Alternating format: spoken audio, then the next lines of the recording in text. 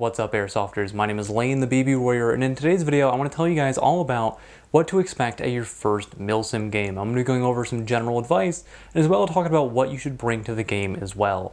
Now, today's video was inspired by the last couple of Milsim events that I went to, primarily being American Milsim's Eastern Front, and Desert Fox events Citadel Assault 3. The reason why those were inspirations for today's video is they both had very unique challenges, especially weather-wise, but in opposite directions, and they really made me think about my kit and what I bring. So today's video is going to be a little bit different from what we primarily do here on the channel. This is going to be a much longer video, so there will be timestamps down in the description below to talk about specific topics, but this is going to be a more casual, less edited video because of the length of it. There's not going to be a lot of visuals, so if you want to put this in another tab while you're doing something else and just kind of listen, go right ahead. You're not really going to miss anything. So the first thing that I want to make clear for this video is defining what sort of Milsim games we're talking about. And we're primarily going to be talking about the more casual games for today. So this is going to be, like I mentioned earlier, American Milsim, Desert Fox events, Third Coast Airsoft, Lion Claws, any of the more casual Milsim games, I would say. While there is a lot to be said about the packing and preparation for a game like Milsim West, that goes above and beyond what we're going to talk about in today's video because Milsim West is non-stop for 40 hours. At these more casual games, the most you're going to be out there is maybe 12 to 16 hours a time, but primarily it's going to be that 8 to 10 hour and you'll be able to take breaks, whereas Milsim West is non-stop. Because of the nature of those games, that'll be an entirely different video, but for this one, we're going to focus on what I like to call the more casual Milsim events. So for those of you who have never been to a Milsim game, you might be asking yourself, well, what are they like and what should you expect? And I say this in the most respectful way possible.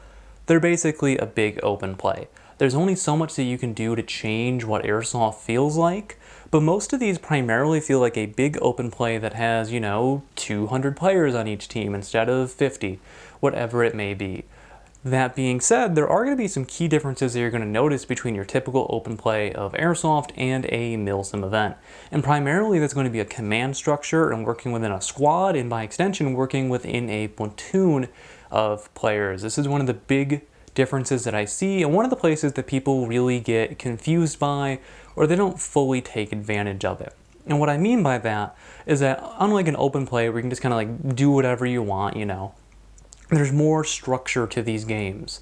And because of that, you're going to want to talk to your platoon leader, your commanding officer, and you're going to want to make sure that like, hey, what do you guys need done so that you can be brought there? If you're just kind of going out there on your own, you might be missing some of the action, and as well, you're not going to be working as a team, which is, the whole point of going to these big games is to, be with this huge, company-sized, even possibly bigger group of players. You're going to want to work as a team, and typically the players who try to lone wolf it don't have as good of a time in my experience. Talking to one of the owners of American Milsim, they echoed this opinion as well, saying that the people who didn't check in with command and get tasks, well, they were the ones that typically weren't the happiest with the game.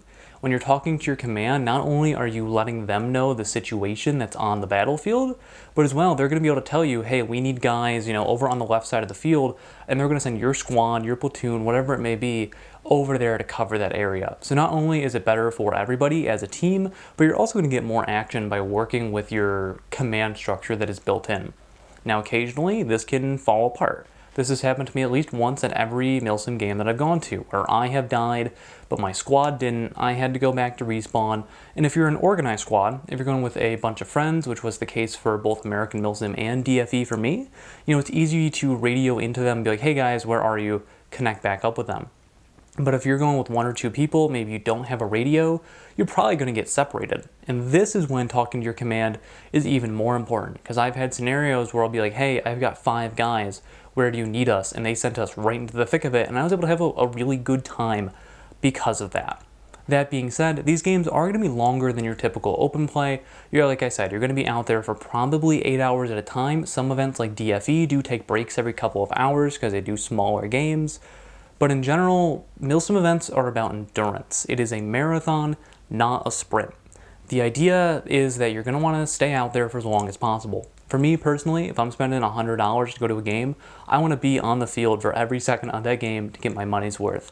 At the same time, you want to be helpful to your team. So try to pace yourself, I guess is what I'm saying. I see so many people who go out into a Milsim game and they go super hard for the first hour or two, and then they're dead by like 11:30 in the morning. They go out to their car, they eat some food, they take a nap, and they've wasted the game. So just try to pace yourself. I'm not saying not to go hard at the beginning of the game in the sense of like if you're at a game where there's two teams and they both rush at the beginning, you're going to want to be fast. You're going to want to put some speed and some energy in there, but know your body, know your limits, and don't exhaust yourself 2 hours into the day, especially a nice hot summer day where it's 90 degrees out. It's probably humid and miserable. Don't tire yourself out too easy.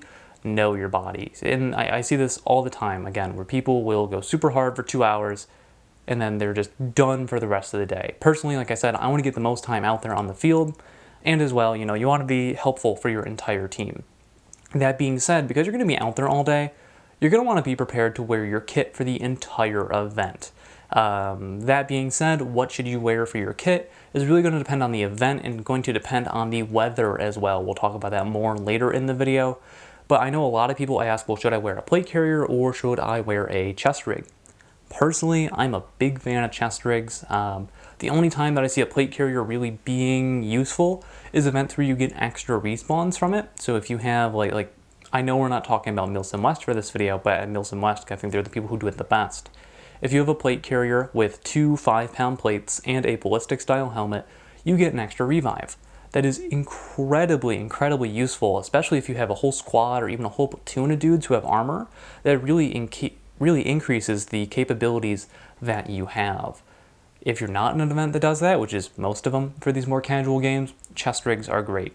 Personally, I use a micro rig. It is a Spirit of Systems Mark III because I haven't upgraded to the Mark IV. They're basically the same thing. And then depending on the heat, depending on how long the games are, I have a backpack that is clipped into that, which you might be saying, Lane, that the plate carrier with extra steps. But the reason why I like it is that it allows more airflow and it's lighter than using a plate carrier. But in general, I prefer the chest rigs, like I said. The other things you're going to want to consider is what uniform you're wearing. If you've only been to open plays, you're probably not used to a green versus tan rule set, or some others do NATO versus Russian, whatever it may be. You're going to want to make sure that you have the correct uniform. You're going to want to make sure that it's high quality, especially in the pants. I mean, you can get away with a cheaper shirt, but you don't want your pants ripping 2 hours into the game, then everybody can see your backside, or it's ripped on your knees or whatever, and you're probably going to end up getting some scrapes or cuts, whatever it may be. If you don't want to spend a ton of money on a uniform, honestly, surplus is the way to go. I was at a surplus store the other day and saw an old school DCU uniform for $5. You really can't beat that. And the same goes for M81 is pretty cheap.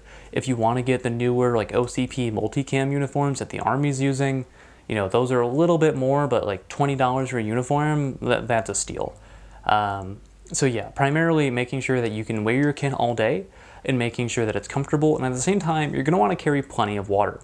Now, I don't want to give an exact amount. Most events will say you should have 2 liters on you or so, but I would say it really depends on how comfortable your body is and how much you hydrate throughout like your regular everyday life.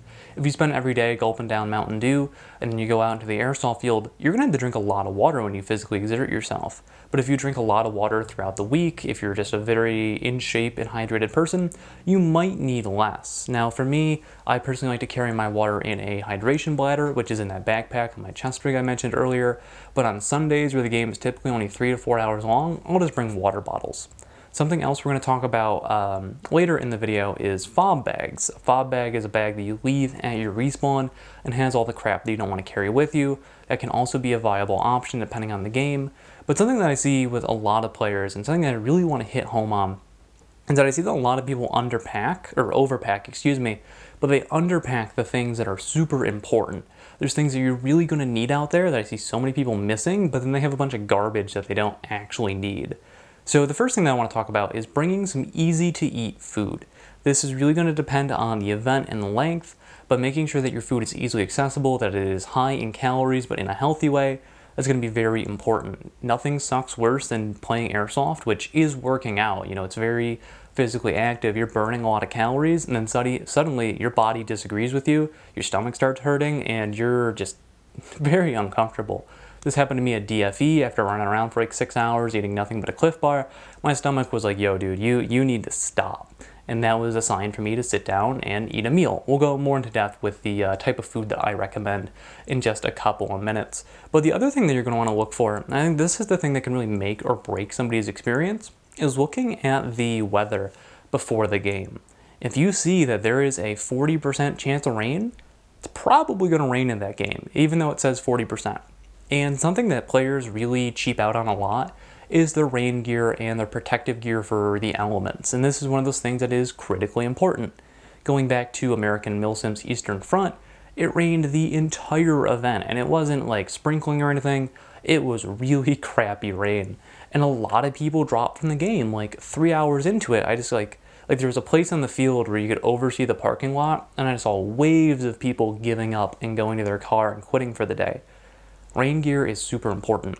That being said, get good rain gear. I saw a lot of people who, oh, hey, the forecast will be rain. I'm gonna go to Walmart and pick up a $5 poncho. Not the best idea, because one, they're kind of crappy and they aren't actually water repellent, like they're not gonna repel the water. It's eventually gonna soak through and just be water like resistant. But at the same time, they're not insulated, so even though you might be dry, you're gonna be freezing. This happened to me at AMS where I thought that I was wet, but underneath my rain suit, I was dry. I was just very cold because it was about 60 degrees and I'd been sitting in the rain for the last 7 hours.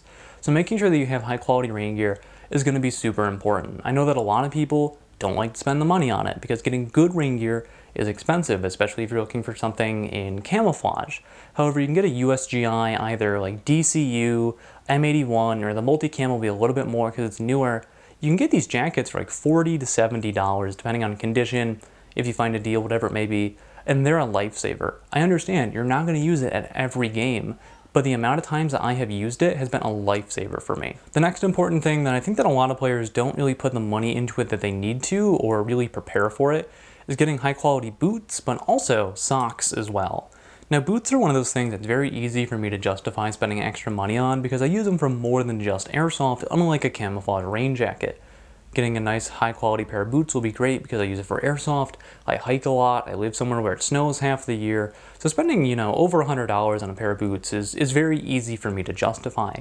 The place where I think that a lot of people miss out is on their socks. Getting a nice high quality pair of wool socks will be great because when they get wet, they don't chafe your foot. It's going to be very comfortable, and you're not going to really, let me put it this way. If your feet don't work, the rest of your body's not going to work. You're going to want to make sure to take care of your feet just to make sure that no matter what, you're not going to get any blisters. The discomfort is going to go down as much as possible. Treat your feet well because it's going to make sure that you're going to be able to go for the extension of the full event. I really like socks from Smartwool, Darn Tough, whatever it may be. Be willing to spend a little bit more on these, and I understand that good socks can get expensive, but just like quality boots, just like quality rain gear, they're going to pay for themselves. And again, those two brands that I mentioned work fantastically. Now, the next thing that we're going to talk about, which I kind of touched on, is bringing a fob bag. And this is one of those places where I feel like people can overpack, where they're bringing stuff that they don't need. But again, a fob bag is basically going to be an assault pack that you carry with you to your base. You're going to leave it there, and it's going to have all the crap that you don't need on the airsoft field. This is something that I've done for most of the time that I've been playing in Milsim events. I've very recently pivoted away from them. And the nice thing about this is that, again, it's going to leave you lighter when you're out on the field.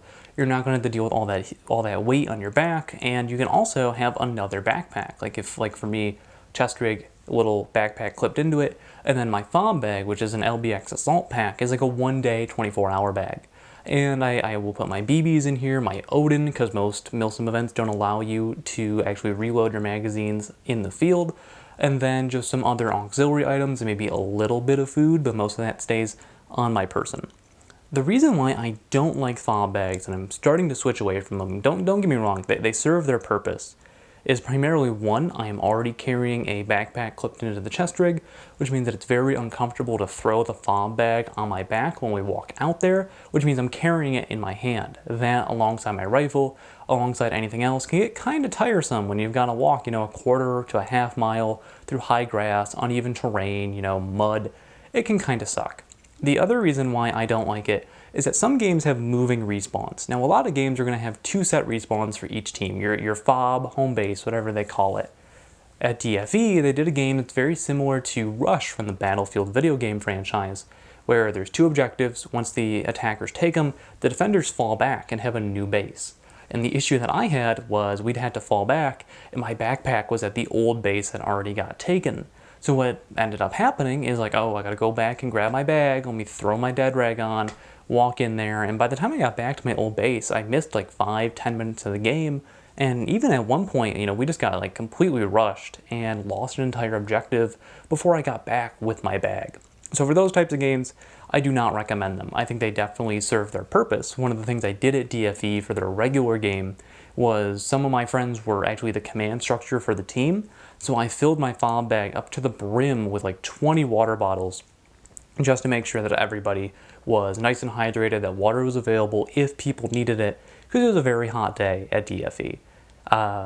That being said, you're typically not going to be in that scenario. Fob bags can be great to have that extra stuff, but I feel like they encourage me to carry stuff that I won't actually bring out onto the airsoft field, which can definitely be an issue. But like I said, if you're going to carry one of them, I'd recommend getting a setup where you can carry it on your back to make things more comfortable, but they can be a good solution. What I'm trying to move towards as part of carrying less onto the airsoft field is making sure that everything I want can stay on me. That being said, the Odin, the extra bottle of BBs, those can go in the assault pack. I've got the Hydro for water. I really don't think that I need one, but if you're at your first game and you're not sure what you're going to need, it might not be a bad idea, but I'm trying to move away from it personally, even though I've done it for years to pretty good success. I just want to carry as little as possible onto the airsoft field. Now, I touched on it very briefly earlier, but let's talk about the food that you're going to want to bring to an event. And I think that this is very important because, like I said earlier, airsoft is exercising. You are burning calories, you are using your body, you're going to need to replenish those calories. And you're going to want to make sure that you're doing it with healthy food. I've seen people who will leave Milsim games, go to McDonald's, and come back, and they're going to be like those people we talked about earlier. They're going to feel gross, they're going to stop, take a nap in their car, and not be very effective. So make sure that you have food that's going to be nutritious, but as well easy to carry. So I kind of break up food for Milsim into two different camps, I guess we'll call it, and I do want to do a full video on this someday. I see the small stuff that I can have with me wherever I go, and then meals. So the small stuff that I carry is going to be granola bars, it's going to be dried fruit, which is nice because they're sweeter, a little bit of candy as well if it's raining or it's just super hot. Sometimes a little bit of sweetness can be a nice morale booster, but not a ton. It's stuff that won't melt. So Skittles, M&Ms, whatever it may be, or what I typically like to bring. But in general, the stuff I carry on me is going to be, again, like Cliff Bars, granola bars, Lenny and Larry Complete Cookies are also very good. You're looking for a lot of calories and a lot of protein in a small package. I also, like I said, I carry the dried fruit because I want a little bit of mixture in the nutrients that I bring. You're going to want to get the stuff that you're going to only be able to get in fruits and vegetables that you won't be able to get from meat or like protein bars, whatever it may be. And then for longer games where you're going to want to sit down and eat an actual meal, there are two really popular options out there. Some players will get MREs, which are the meals ready to eat that the Army uses, and then there's people like myself who use freeze-dried meals, such as Mountain House. Now, the reason why people like MREs is that there's some variety. In an MRE, you have your main meal, you have sides, and you have a lot of the stuff that we've already talked about, like protein bars, candy, electrolyte mixes, which are basically like Gatorade. That's all well and good. The reason why I don't like MREs is that they're bulky and that the cooking kind of takes a while. It takes like 15-20 minutes to cook an MRE, and then you've got to sit there and eat it. And if you're one of those people that are like, oh, I don't need to cook an MRE, well, I like to actually enjoy my food, so I always make sure to cook them. The other thing is that they don't taste very good, and I find food to be a very good morale booster in general. I mean, they serve their purpose, don't get me wrong. They can be good, but what I prefer is freeze-dried meals. So these are, Patagonia makes them, Mountain House makes them. Those are the ones I prefer because you can buy them pretty much anywhere from REI or Walmart, wherever it may be. And these are pretty simple. You boil water, which does require a small stove. I use a jet boil. Pour it in there, stir it up, let it sit for 5 minutes, stir it again maybe if it requires it, and then you're good to go. And you have a nice hot meal, and they don't taste very bad. The issue with these is that they're a little bit more expensive than MREs. Your typical Mountain House is going to be about $7, and you don't get sides or anything. And as well, you don't get the other stuff that comes in an MRE, such as silverware, seasoning packets, whatever it may be. I already have those because I have them in little baggies for camping. The jet boil was also another expense. I spent like $100 on mine. But yeah, I mean, really it's just going to depend on what you want out of a meal. And sometimes you're not going to have time for a full meal, and that's okay. Other events like DFE, where they take breaks very often, you're going to have time for breaks. And if you're camping out there, you could always get like, a grill and have hot dogs or burgers, whatever it may be. You're going to want to scale your food to the event that you're going to. If you're at an event that's longer, where you're going to be out in the field for maybe 8 to 10 hours at a time, bring the meal, bring the MRE, bring the jet boil and the mountain house meals, whatever it may be. If I do have to carry a stove or something like that, that's definitely when I carry an assault pack like the fob bag that we talked about earlier. But even at games like Milsim West, that's the type of stuff that you leave at your home base, which would be in your ruck. So food's very important. I also very much like food, even though I'm losing weight, which is nice. But in general, pack stuff that you enjoy. Pack stuff that's going to be easy to eat, and as well, don't forget to bring stuff to replenish your body in other ways. I'm a real big fan. Pedialyte makes these little sticks that you put into a bottle of water. It's going to help with your electrolytes. Some people bring Gatorade, and while I don't recommend only drinking Gatorade, it can definitely be a good thing to have with you in addition to the regular water that you're carrying on your person to get those electrolytes and make sure that your body's going to function the way you want it to avoid fatigue, and make sure that you can stay out on the field as long as possible.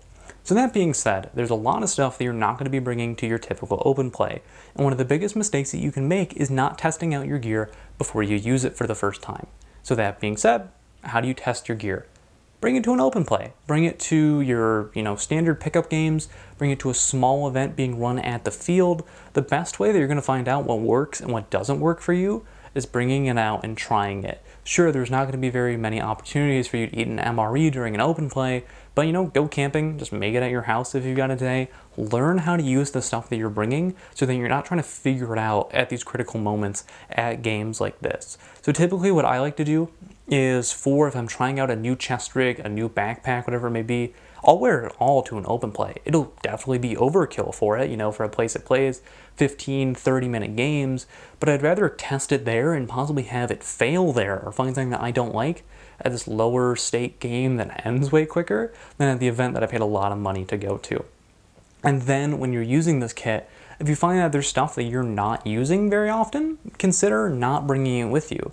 Every ounce that you add to your kit is going to lead to more fatigue and more overall weight that you have to carry, and you can avoid that by just bringing less gear. Now, there's going to be things that you don't use all the time. I don't use my multi-tool every time I play Airsoft, but I justify it to myself that hey, I will need this someday, and when I do need it, it's going to be invaluable. The great thing about my multi-tool is it can adjust red dots. So when I need to adjust the dot, if I'm not actually aimed on there, it works perfectly for that. And for that reason, it's worth the weight on my kit. But there's other things that I don't bring all the time. I don't bring an unjamming rod with me because BBs have gotten a lot better quality. The manufacturing for barrels has gotten much better. It's very rare that you see a jam in an airsoft gun unless you're cheaping out on one of those two options. And after playing airsoft for over a decade, I can spend a little bit extra money on a nice barrel, nice BBs, whatever it may be. So I never run into that, so I don't bring the unjamming rod. That being said, it might be a bad example because it's very lightweight, but I just don't bring it with me and ahead of time. But overall, I would say one of the biggest things to do is just prep ahead of time. One of the things that I really enjoy about Milsim events is the fact that there's a lot of preparation building up to it. Depending on what game you go to, there's more or less. But connecting with your squad, figuring out plans, I find a lot of enjoyment in that, and that's not even the actual airsoft game itself. Another form of preparation you're going to want to do ahead of time is drinking water before the event. I would definitely say start drinking a lot of water the week before the event at a bare minimum. In general, this should be a lifestyle change you should be making if you want to be a healthier individual, but otherwise, drink water a week before the event so that your body holds on to it. I've seen people who need to drink 2-3 gallons of water in a day because they're just it just goes right through their system, and after drinking tons of water, they're still peeing bright orange, they're not hydrated, and your body's not holding on to it, versus people who drink, 8 glasses of water a day, and they don't need as much when they start exerting themselves because their body is used to holding on to that water, and they're a more hydrated individual. But that's going to do it for today's video. Thank you guys so much for watching. I know this has been a much longer video than I typically do here. This is something new that I wanted to try out. But if you enjoyed the video, let me know down in the comments below. I'd love to know if you guys want me to keep doing these. Maybe this could be a once a month thing in addition to the regular videos that we make here. If this was your first time on the channel, this is definitely a little bit different than what we do here. But if you enjoyed the content, I'd love it if you joined our community, putting that subscribe button down below. And while you're at it, hit the bell icon next to it to get updates when we post brand new videos. If you've been subscribed to the channel and you want to get even more great content and help support the Baby Warrior, maybe consider becoming a channel member. You can hit the join button down below, or there's a link in the description. It allows you to get some great perks, including watching videos early. But this has been Lane from the Baby Warrior talking about my advice for Milsim games, and I will see you all next time.